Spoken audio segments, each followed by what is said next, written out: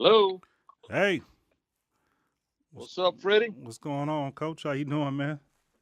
Doing great, man. I'm in here, at the wife's shop, doing some things this morning. So, Oh yeah, you got a couple minutes on your hand, man, or she got you working hard over there?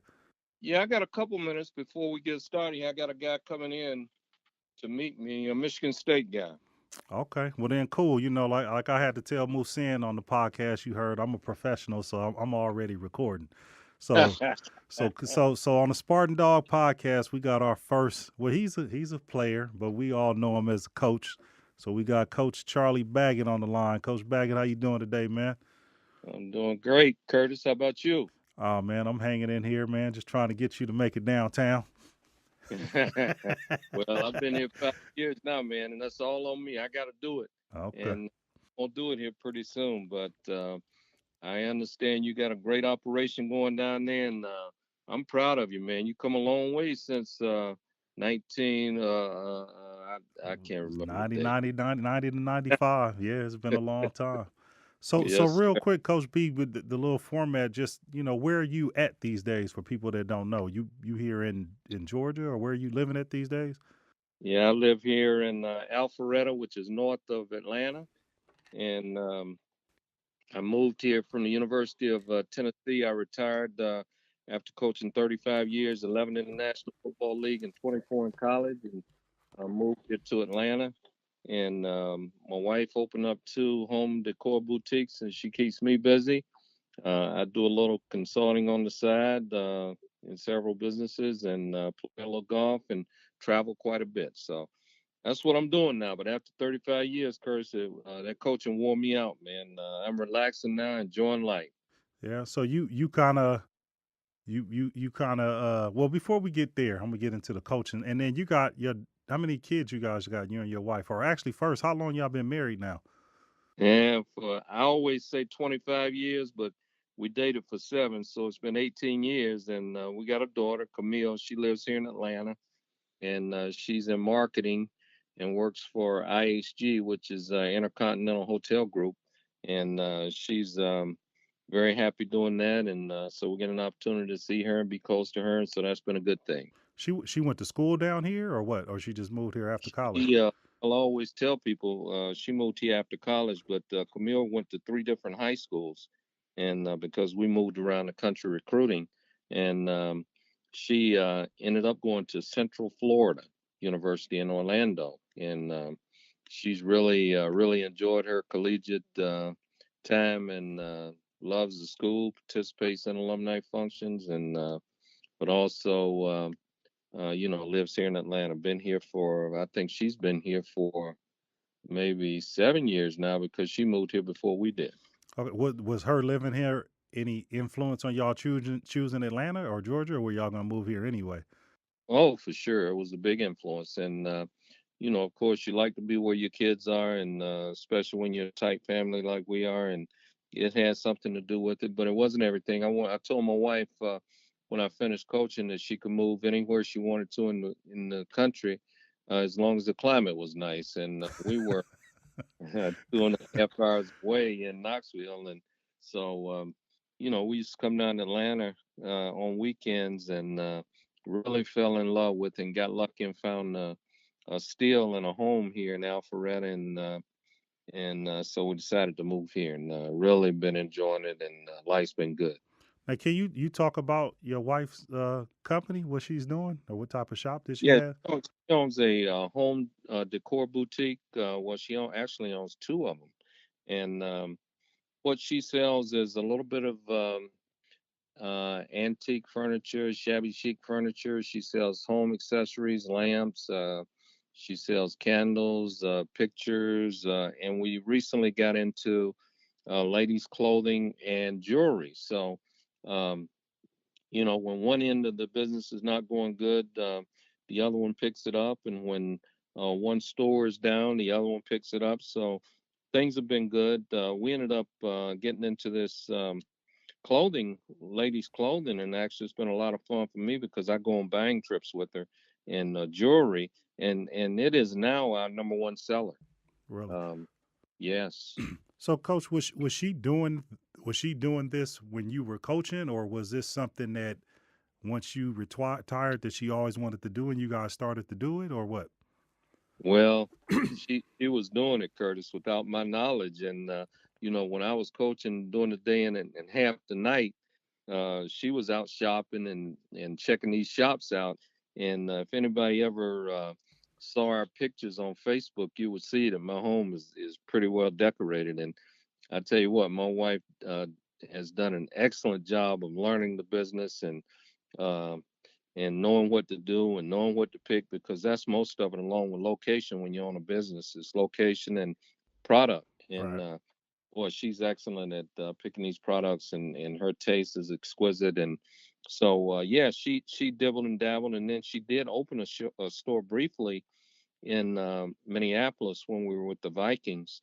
And as soon as she opened it, 6 months later, I was moving to Miami with the Dolphins. So that's the way things go. But um, when I retired, she told me she felt like she wanted to open another shop. So I said, "Go for it, honey." Right. And she did, and things have been excellent. Now, So now what's the name of the shop, and where can people, want to check it out? Y'all got a website or something, or? exactly, we have websites for both the shops, and the one is Isabella Blue, ISABELLA BLEU, which is spelled a little Frenchy, and it's on. You can just type in www.isabellablue.com, and it's at 500 North Main Street in Alpharetta. And then the other shop is a mile away, um, downtown Alpharetta on Milton Avenue, 20 Milton Avenue, and the name of it is it's three words, and it's La Bella Maison, BELLAMAISON.com. All right, and And it mentions Spartan Dogs, and you get a 60% discount. I tell you what, we are pretty good with our customers now. You come in, and especially if I'm in the store, my wife says I give everything away. Oh So yeah. I heard that. Now, Coach Baggett. So can we talk about where are you from originally? From are you from? I always thought you was from where Sebastian's from. So that's Fayetteville, right? Fayetteville, North Carolina. All And right. I grew up, spent 18 years of my life there until I went to school, went to college, and went to E. Smith High School. And in fact, at one time, we had three coaches from E. Smith in the coaching in the National Football League: me, Jimmy Ray, and a guy named Bishop Harris. Okay. So we, our little school that put out a lot of athletes over the years, and very proud of my background. Um, and That's where I grew up, in Fayetteville, North Carolina.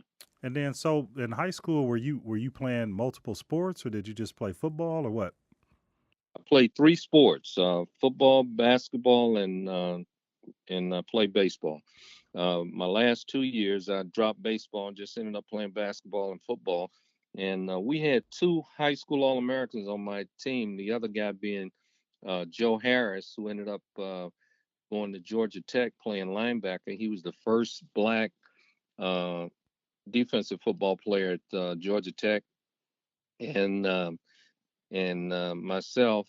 Um, so we had good teams when I was in coming all the way up through, because back then um, we went to all black high school, and Really? imagine the the first year it was integrated was in 1969, and we had a few white kids bust in from Fort Bragg, which is the Army base, and so, but we were predominantly black, and it's still only one of two black high schools from the original days that still exist in North Carolina.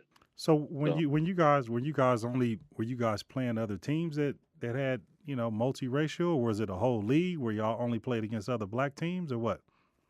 our junior year, we started playing. We switched over to the white league, but before that, we're in an all black league. Okay. So how was And the how was the level of competition when y'all switched over? oh, it was well. I have to show you some articles when you come to my home, Curtis. But um, we ended up beating our crosstown rival, which was at that time called Fayetteville High, and or either they switched the name to Terry Sanford High, because he was the governor of the state of North Carolina from our hometown, and so we beat them 2 years in a row, my junior and senior year, and I still got the articles on it, and I have to show it to you one day. But the level of competition was unbelievable. When we first got into that league, that was the big question. Could the black teams play with the white schools? And we end up pulling our own and doing well. So that was um, that was history made in the making way back then. That a lot of these kids nowadays they don't understand that because integration came along.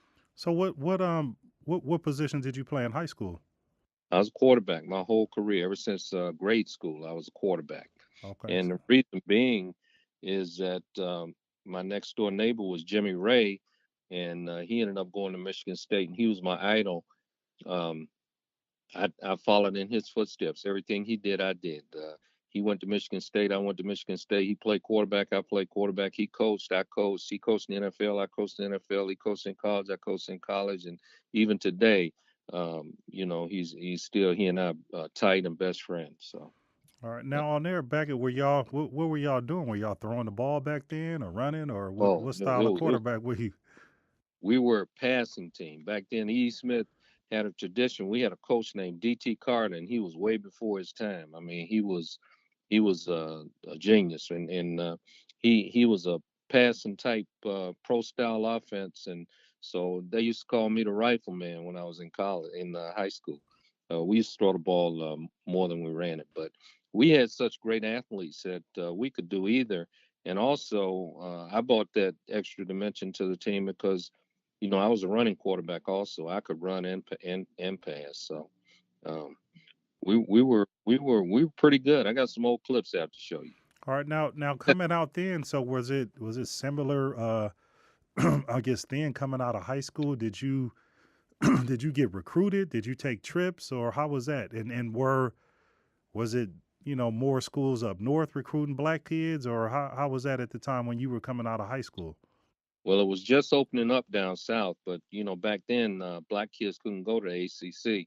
Um, I was the sixth black football player because out of high school I signed with the University of North Carolina, stayed there one year, and then transferred to Michigan State. So when I decided to go to University of North Carolina, visits were unlimited. So I maybe took 10 visits to different schools, but I ended up signing with the University of North Carolina, which was a big mistake. I thought that I was going to change things. The coach told me I'd be the first full-time black quarterback in North Carolina, and he promised me that he would not switch my positions.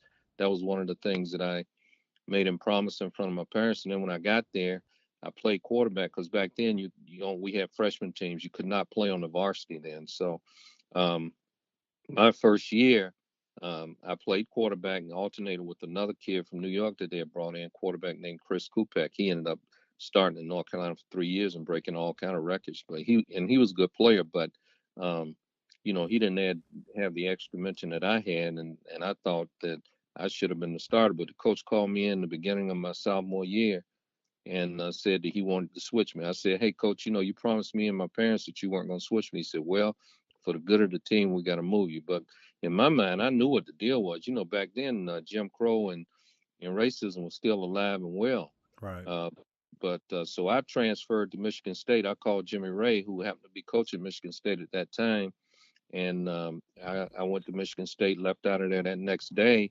enrolled in the last day that you can enroll because Michigan State was on quarters back then, so school hadn't started, and so I got lucky and was able to get in school. And then if you transfer, you had to sit out for a year. So I sat out for one year and then started at Michigan State for 3 years. So on there, coach, when you say the comment that, the Jim Crow rules were in place and you kind of knew the deal, I mean, what was the deal? I mean, what did you feel what was happening? They Well, it was what happened in the pros and everywhere back then that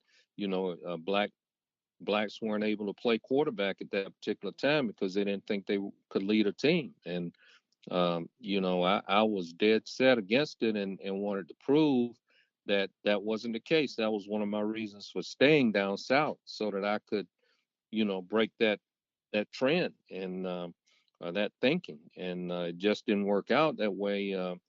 And so I transferred to up north where it wasn't that wasn't the case. They had they were liberal, and if you could play, you played, no matter what position it was. Now, on your when you were in college at the time, did y'all have black coaches? No, Any? at University of North Carolina, no, not a one. Not a one, huh? No, isn't that unbelievable? This Yeah. was 1971, Curtis. Yeah, I was born in '72, so '71, no black coaches at Carolina. No, And what about when you went to what was it? So did you want to go to Michigan State because Jimmy went there, or when you took all those trips, was Michigan State on your list? because Jimmy went there, So, and I had met Duffy Doherty when he was recruiting Jimmy. He came down, and I had a chance to meet him and George Webster and Pease. I met those guys. So Michigan State was always at the top of my list. And in retrospect, I wish I'd have gone there to start with, because the year that I was sitting out, Michigan State had like 8 All Americans, and the only thing they were missing was a quarterback.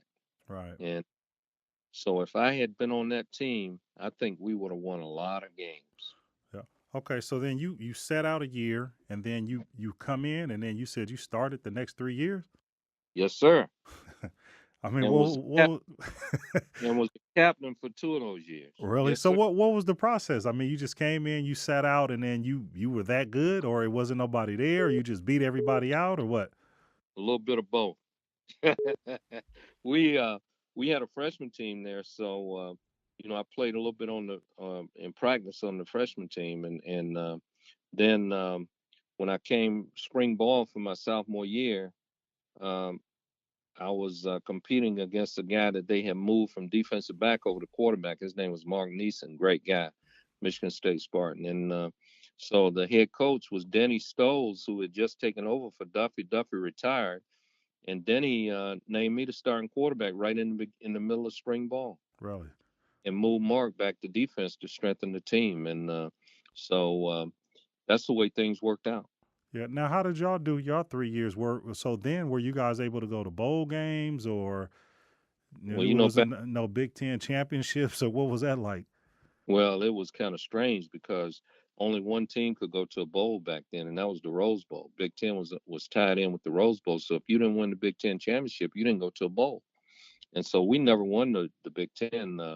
We came close one year. We upset Ohio State, and we ended up with a 7-4 record. We would have gone to the Rose Bowl, but we tied Illinois, Oh, okay. and should have beaten them. But that's the way it worked out back then. But nowadays, if you had a good record, you go to bowl. If you're 6-5, you go to bowl. So, um, no, we didn't go to bowl games, and but we did have a lot of camaraderie and just that Spartan spirit, man, and camaraderie just was unreal. All right, and then so now at Michigan State, did they have any black coaches, or when you Yeah, we came had two, Jimmy to? Ray and Sherm Lewis. Okay. Yeah. Now, was that kind of out of the ordinary, or were they early on coaches for black men, or were other universities doing that, or was that kind of unique to Michigan State? Or Well, if you read Jimmy Ray's book, which is Ray of Light, Raye of Light, Light, he tells the whole history. It'd be a great book for Spartans to read. And he tells about Duffy going down south and recruiting black kids. And then he was one of the first to have black coaches on the staff also. So, yeah, it was just the beginning of a trend. And, but after all these years, it's still, some schools have one, some have two, some of these white universities have one, some have two, some have five. So, we still got a long ways to go in that respect. And the same with the NFL. right? Okay, so then now after you played 3 years, what ended up happening after college? I got lucky. I tried out in Canada and got cut up at Hamilton. Got cut after preseason, and so I came back to East Lansing, and I was friend. One of my teammates' name was John Breslin, so I became friends with his dad, who's Jack Breslin. And I'm sure you know the Breslin Center is named after him. Mm-hmm. So after I came back to East Lansing, I went and saw Dr. Breslin, and he said, Charlie, what you want to do with your life? And I said, I'm not sure. I said, I surely don't want to coach. And he said, well, What about the business world? He said, let me call some around and I'll get back to you. He and a guy named Jack Shingleton, who's the head of the placement bureau at Michigan State. And so they took to me and liked me, and the president was a black guy back then too, Clifton Wharton. I don't know if you remember that, Mm-mm. Yo. but all those guys took to me and really liked me, and so he got me a job at IBM, which is right there on Michigan Avenue. You know, right behind. Mm-hmm. You know where the IBM office is, right there behind Brody. Mm-hmm. He got me a job there, so I went over and met with the sales manager and interviewed. He interviewed me and asked me all kind of questions that, and then he said, um, I said, well, when will you let me know? He said, I'm letting you know right now. You got a job. Jack Breslin called me.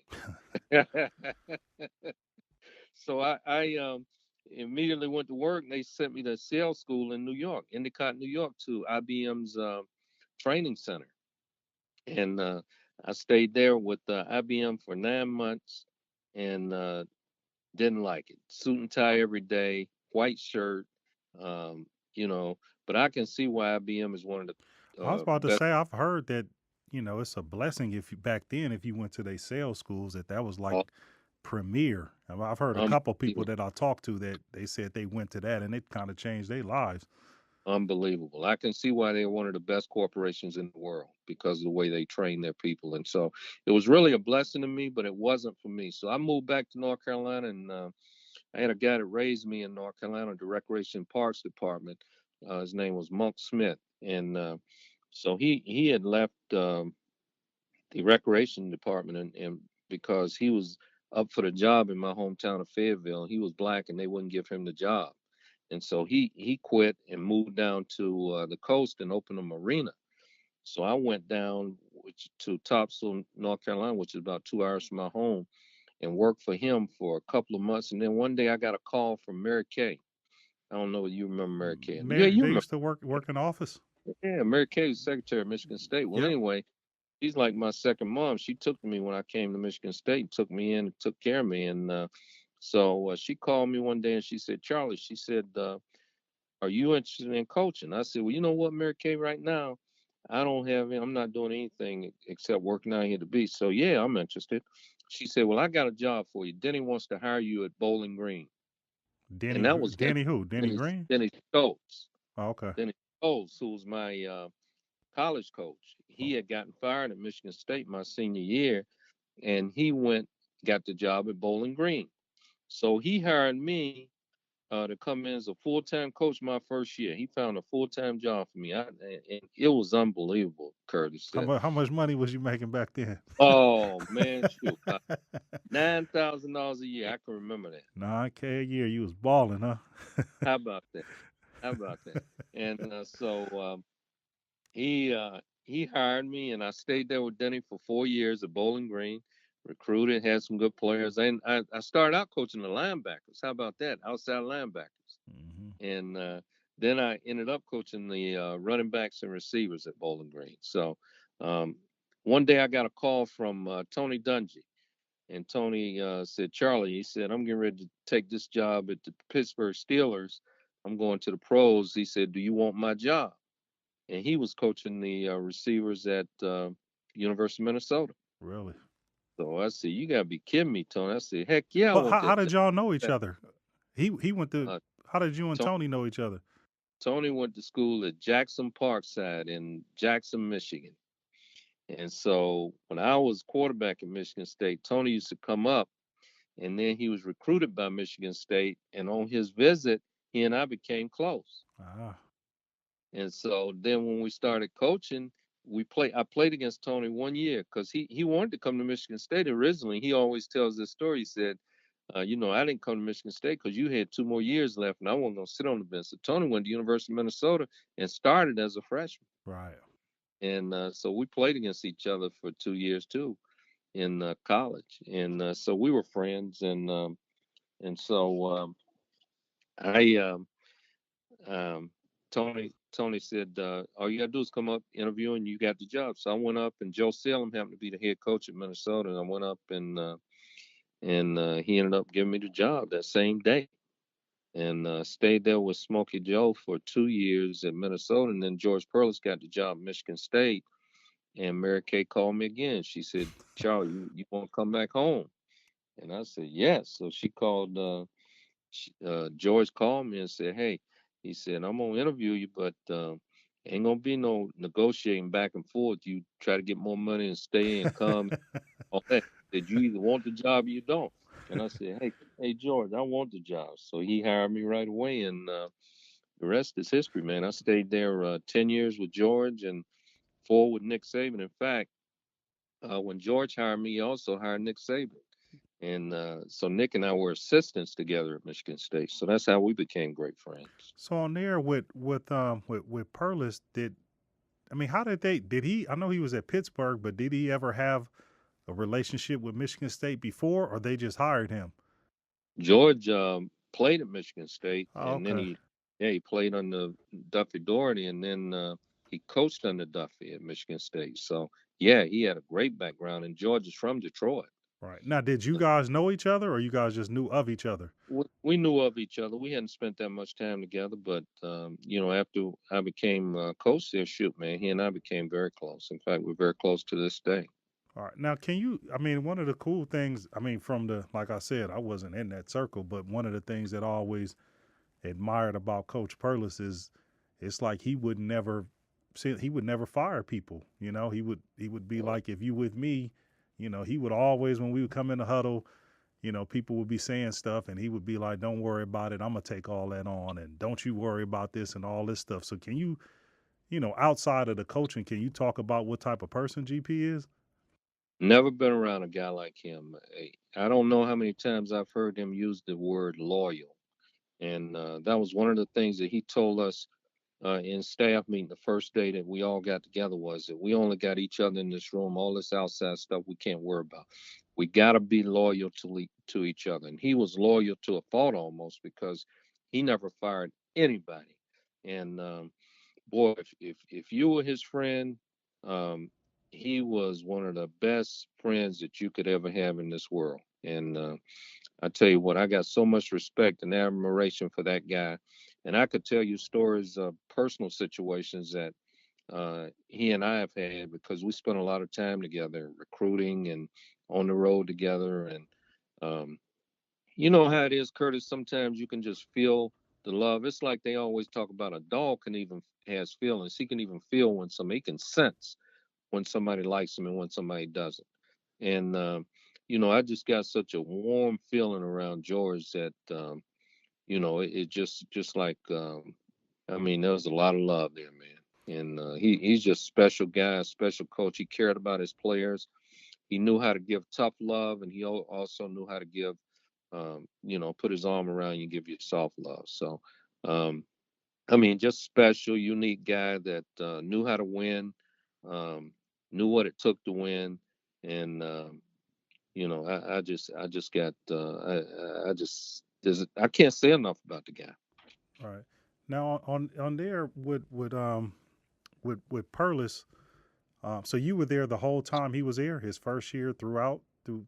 Through 10 years until I left and went to the Houston Oilers. I went to the pros, and George stayed for 4 more years. Okay. George, Now on there, Baggett, did Perlis have a kind of like a mandate of the certain type of people that he wanted to recruit?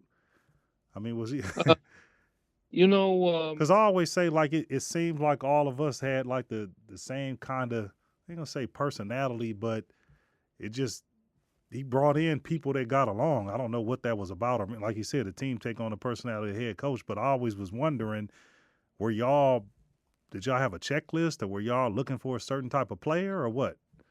well, we were, but you know what? I think that's a little bit overrated too, because it's hard to do that. I think what happened, Curtis, was we found the people that we thought were the best players, and also George was big on, giving people second chances. It's not like you got to be the best person in the world or the best athlete in the world. He could see certain things in people that, and he wanted to fix them. But we didn't have a certain thing. You know what I think happened was that once that you guys or the recruits got to Michigan State and signed, that the mentality and the atmosphere produced what you're talking about, and that's camaraderie and relationships, and faith in each other and all that. I think George had a lot to do with that. Right. Okay. So then on there, back at what all positions did you coach at Michigan State? Just the running backs and the receivers. Okay. Coached the running backs a few years when I had Lorenzo White and some other guys, and then most of my career has been receiver coach. All right. And then, I've been named assistant head coach everywhere I've been. So I think that's been an honor for me. Now, was it when you left Michigan State? Was that difficult, or I mean, was it a difficult choice for you, or it just kind of was what it was? Because at that point, were you married and your family's in East Lansing and they comfortable, or Well, no, it wasn't, because anytime you're in a job, you have to look at professional development. And, for me to get to the next level was very important for my career. And once I got that first opportunity to get to the NFL, it was one of the most exciting days of my life. But, it was a little bit of melancholy involved too, because, I was attached, and, it was my school and didn't want to leave. And sometimes, you're a little bit afraid to branch out, and because you don't know what's going to happen. But in retrospect, it was one of the best things that ever happened to me to get in the NFL because of my career. okay? Now, did you? I mean, now that you all said and done, I ain't gonna say did you enjoy one more than the other, but what were I guess some of the differences, and what did you like about the college game, and what did you like about the pros? Yeah, I get that question all the time, and I like both. If I had to choose, I could not choose, because when you're in college, you got the recruiting part of it. You got to deal with kids going to class. You got alumni functions, relationships. You know, um, there are a lot of different things, but I think you can coach college players a little bit better than you can pros. Not that they don't take coaching, because Randy Moss took coaching as well as Mark Ingram did. But um, once you get to the pros, it's a job for those guys. They come to work every day, and then they go home. You have different relationships because of recruiting with the college players. Whereas, when you're in their homes, you learn their parents, you know their parents, you know their siblings, you know the people that are involved with their lives. And in the pros, they have their own families. They come to work, they go home. So it's a little bit different, a lot different, but both has their pluses and minuses. I think both were rewarding from a coaching standpoint, because for my career, um, I saved a lot of money in college because of retirement system. And back when I was in the NFL had one of the best retirement systems in the world. So um, there's a lot of things you look at from a personal standpoint and from a career standpoint, on both sides of the coin. So on there, coach, when you are coaching, I guess say even if it is the pros, and I mean, is there a point when you can kind of tell when a player is like, I guess I don't know if it's say trust you or is actually listening to you, or do you kind of you have to have a technique to break down a barrier to either get to the kids or something like that, or do you kind of approach them differently? Like if you just coming in, they like, who is this guy? Why should I trust him? Is there a period where you kind of got to get through that to be able to get them to take your coaching, or what? Oh, that's very true. And and some will you can get through to, and some you can't. There's very few that I haven't gotten through to over the years, but you have to have a knack for knowing how to get through to any kind of player or any person for that matter. If you don't approach them right, then they're gonna tune you out. And I always tell this story. Randy Moss told me one time. He said, "You know what, CB?" He said, "Man," he said, "you like Dr. Jekyll and Mr. Hyde." I said, "What you mean, man?" He said, "One minute, CB, you and I ass, and then the next minute, you hugging us." He said, "Man," he said, you special." And I said, I had to laugh, but I get that a lot of times from my wife. She says, one minute you're in one mood, the next minute you're in another. But I think in life you have to be. I mean, it's like they talk about Nick Saban, being a grouch or whatever. But I've been around Nick when he's been laughing and joking and dancing and doing a lot of things, but when it comes to business, you gotta have that certain respect, and the only way to get that is that you can't always be on the same level as the people you're dealing with. Right. Anytime you're the boss, and so yeah, I take pride in the fact that I was able to get through to a lot of players, and the number one thing is to get them to perform on the field, Right. and however you do that, it's like I used to tell my guys all the time. I said, I don't care what you got to do. If you run the wrong route, or you take too many steps and not enough steps, you don't go deep enough on the route, or the most important thing is to win, to come down with that football, because we can get all that other stuff fixed, but if you drop the ball, we can't win. And so my job was to, find a way for them to be productive. And that's what I always took a challenge in. And, the other thing that I was told by Jimmy Ray when I first got into coaching, he said, I'm going to tell you two things. You want to be a coach? He said, there's two things I want you to do. And he said, if you don't do them, I'm going to come find you. He said, if you're out on the road recruiting, he said, you better not be in the bed past 7 o'clock. He said, get your ass out of the bed and go to work. And get in those schools, go to work. And he said that the second thing is never be labeled as a black coach that can only recruit. Right. And so So that he really told you that early? early, my first year when he first found out I was going to go into coaching, he told me that. And the reason he told me don't get labeled as a recruiter is because a lot of people said that the only reason these coaches had the black coach on the staff was recruit the black players. Right. They did not become involved in game plan. They didn't give input in the staff meetings, and so when he told me that, I became a student of the game. Well, I was anyway because I was a quarterback. I had to be, but not to the level that I had to get to in order to be a great coach. And so I used to study film. I used to pick brains. In fact, my first year at Michigan State, I used to take my running backs down with the offensive line and go through their drills with Buck Nystrom. Mm-hmm. And so that's one of the things that I took pride in was being a not being labeled a recruiter, and although I did have that label of being a great recruiter, but people also had respect for my knowledge of the game too. So And I, then now, coach. So you still, I mean, you know, 35 years, man, and you still, you at the Morton Anderson thing with Coach D'Antonio there. You at the basketball games. You still involved, with Michigan State. I mean, the other places that you went through.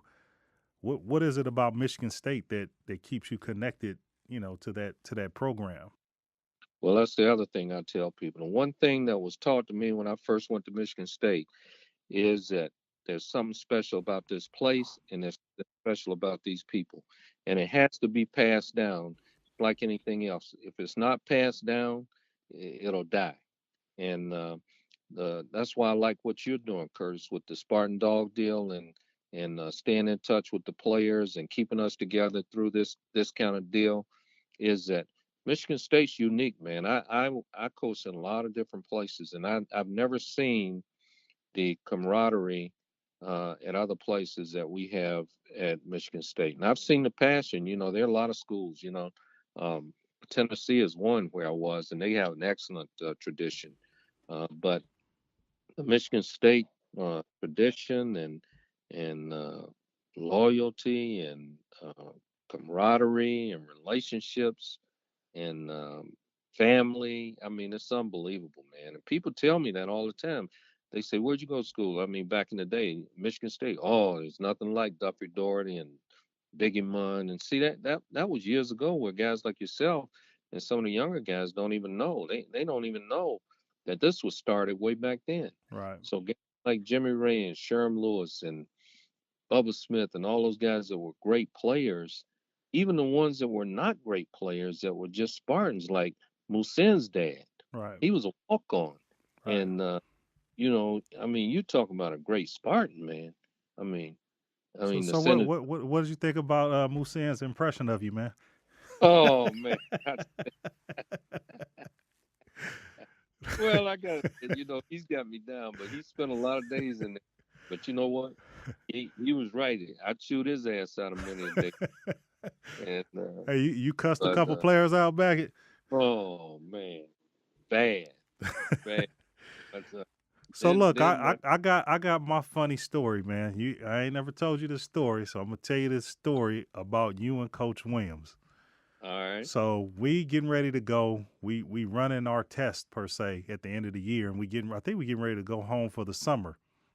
right. And I run all my sprint tests and do everything. And I don't know if you're gonna remember this. So I remember we in the back of the weave, and I'm done, and you and Coach Williams come over and corner me. And y'all like, Coach, California, what's up, man? And I'm like, what's going on, Coach? Y'all like, what's wrong with you? I said, what you talking about? He said, man, you out here, you got this California attitude. You act like you don't care about nothing. People yell at you, you don't care. You chuckle, you smile. And then you ask me, man, are you on drugs or something? I said, man, nah, I ain't on no drugs. What are you talking about? I said, I do everything that y'all ask me to do. I make all my tests. I live all. And y'all was just like, well, here's what we need you to do. When you go to California, we need you to leave that California attitude in California. Bring your ass back up here and act like you care about some shit. And the only other story I remember with Coach Williams, one time I went in his office to talk to him. And I'll never forget this saying. I asked him for something and he closed the door and he said, damn it, I'm the running back coach, not the black coach. You need to go talk to the coach that brought your ass out here. And then if he can't help you out, come see me. Oh man, boy, Curtis, I don't even remember that, man. But Nah, I'm telling you, I can visualize it right now because that sounds like me, and it sounds like Coach Williams. But and Bob was a great guy, man. I got him the job at Michigan State. He and I are still friends to this day, and the wives and the girls. Natalie, his daughter, and Camille are best friends, and Sheila and his wife and Lisa are best friends. And we go on a vacation every summer. We just got back from St. Thomas in the Virgin Islands back in July, first part of July. But hey, man, some great times. We could tell a lot of stories here. I'm telling now I got one more question too, real quick. So, Coach, I mean, for you, even when I talk to you on the phone, you. Uh huh. it's like, seems like you always been like you had an ideal in your head and you've been goal oriented, and it's like, I don't know how to say it. It's like I don't like you've been black your whole life, but you've been conscious of who you were and the impact that you can have. And I mean, like you coached 35 years. Did you ever have any aspirations of, or were you comfortable after 35 years, never doing the I don't know if you were offensive coordinator or being the head coach? Did you feel good about that, or did you feel like you checked off all the boxes that you wanted to check off before you kind of closed the door on it? Well, I think it's like anything in life, Curtis. If you're in something, you want to be the best at it, and you want to get to the top of it. I never was a head coach. I was everything else. I was a coordinator. I called the plays at Michigan State one year, um, and but I never was a head coach. And in retrospect, I would like to have been, and I think there would have been an opportunity if I had not left Michigan State at one time. But that's neither here nor there. You never know. Things happen in life the way they're supposed to happen. Is my attitude about it. But I look at a guy like Chris Carter. He told me one time. He said, "CB, I've been in the league now for 14, 15 years." He said, and never won a Super Bowl. And so, um, does that mean that his career was not a success? No. Because I wasn't a head coach, does that mean my career was not a success? No. I did a lot in life, and one of the most rewarding things for me was being able to help kids like yourself get to the next level, even if it was only a conversation in my office or something that you saw me do. I always tried to carry myself in a way that people would respect me and guys would look up to me. And so, um, no, I got no regrets about anything in my career after 35 years, and I'm proud of what I did. And I just, like I said, the most important thing was that I was able to help some people over the years. All right, now on the last thing, always on a couple of these episodes, I've asked people about I asked Jay Green and Mill and Bake about Brian Howard. Can you? Uh-huh. Y'all used to be on B Howard, man. Can you? I Um, mean, can you talk about Brian, man? How? well, you know what? I recruited Brian, and his mother, Barbara, was a sweetheart, and I know she just passed also. But B. Howard, man, he was one of the most frustrating athletes I've ever coached, and I don't know, I could never put my finger on it, but I saw him play in high school, and I said, this kid is going to be a great one. And it was a little bit frustrating to me because I could never get it out of him. And I think one of the reasons was because he had such high expectations for himself. And anytime you go to different levels, like when you go from junior high to high school, the level of competition is different. When you go from high school to college, it's different. When you go from college to pros, it's different. And some guys can't um, can't function because they're just trying too hard. And that's what it looked like with Brian. It looked like to me he was always out of control. And I'm talking about athletic wise. I mean, he's a great kid. I loved him, man. And I always wanted the best for him, especially with me recruiting him. I was always pulling for him, but it was so frustrating for him. And he would cry and call his mom. His mom would call me, and she said, "Well, Coach, what's wrong? Why ain't Brian on the field? Why is that?" I said, "Hey, Barbara, he's still got a ways to go to develop." And people that are great athletes and had that reputation and that fanfare in high school, when they get to the college level and it doesn't happen for them like they expect, they get dejected. And I think that's what happened with Bryant. But you know what? Um, he persevered, and I'm glad he had the opportunity that he had. All right, and then this is my last question. So, as a coach, I mean, when we talk Mill's dad, Mr. Coleman, I mean, can you Yes, talk sir. about the importance of, like what he was doing? I had never seen a black man off work in the middle of the day. Uh, And at every practice and coming and talking to coaches and stuff like that. But for, people out there now that got kids that are going to college, can you talk about how important it is for the parents to be involved? Like for me, I was like, man, my parents been married 47 years. And I remember when I graduated, they came up there and somebody was like, man, I never even knew you had a family. And, yeah. Well, just to be out there, but to have people like that, present and what that says and does for the kids. well, it's unbelievable what Mill's dad was and what he represented, and because there are certain types of dads. There are some dads that GP used to have one kid that was out of Farmington Hills. He was a receiver too, and his dad used to show up every day in practice. And George hated it because the guy was critical. He was critical. He was trying to coach and he was trying to influence the staff to get his kid to play and all that. But Mill was totally different, man. I mean, this guy, he had so much respect for the way things should be, and he knew how to handle himself, and he carried himself in a way that, you'd never know what he was thinking. But every kid on that team, he cared about, and they knew it. Every coach on that staff, he cared about, and we knew it. But guys like him, and he reminds me a lot of guys like Gregory Eaton and Joel Ferguson, those guys that are around the program a lot. The black guys were around the program a lot that carried themselves in such a way that they demanded and commanded respect, and you knew what they were. And that's the way Mill was. I mean, when we were recruiting Mill, we never knew we had him. We thought maybe he might go to Michigan because his dad never let on what he was going to do. But I knew deep down inside that his dad had a love for Michigan State, and he knew that that was the right place for Mill to come.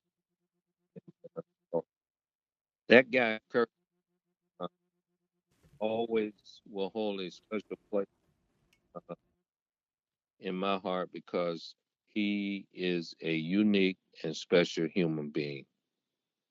He talking about Mr. Coleman or Mill? Mill Coleman Sr. Okay. Yes, very special guy. All right, cool. And then I think that's it, Coach. We did good. The only other thing is we talked briefly, so for people we we working with Crocs, right? We're gonna get Crocs straight, right? Yes, I sir. mean, We're gonna we're gonna love him yeah, up, and he did a lot for people um, when we was in school, right? I mean, yes, he sir. was integral too, man. I remember he brought us in there. All He, y'all going home. yep, he's the best, man. Y'all the Him and dumbest class in Michigan State history. You gonna be back in California, man. GC, Greg Croxton, him and Charlie Wilson, man, they did a lot for a lot of kids. So we're gonna have Crocs on, let him talk, and but we love him, man. And I like to say hello to Spartan Nation out there, man. The Spartan Dogs. We love you guys. I love the camaraderie, and I love seeing you guys on speaking up and all the good things you're doing. And Curtis, I'm proud of you, man. Appreciate it. And where people find you on social media, Coach? What's your I'm on tag? face. I'm on Facebook, and I'm on Twitter. Shoot, I don't know what I am on Twitter. All My right, wife did it up for me. So, I mean, not Twitter. I'm on Instagram. Instagram. Okay, Yeah, not on Twitter. Yeah, okay. but anyway, All right, Coach. Well, I appreciate Curtis, the I time. don't mind. I'm not one of those guys that minds giving my phone number out either. I don't care if one of the guys asks you, you give it to them. Okay. All right. All right, Coach. I appreciate it. Okay, Kurt. All right, bye. Look forward to seeing you, man.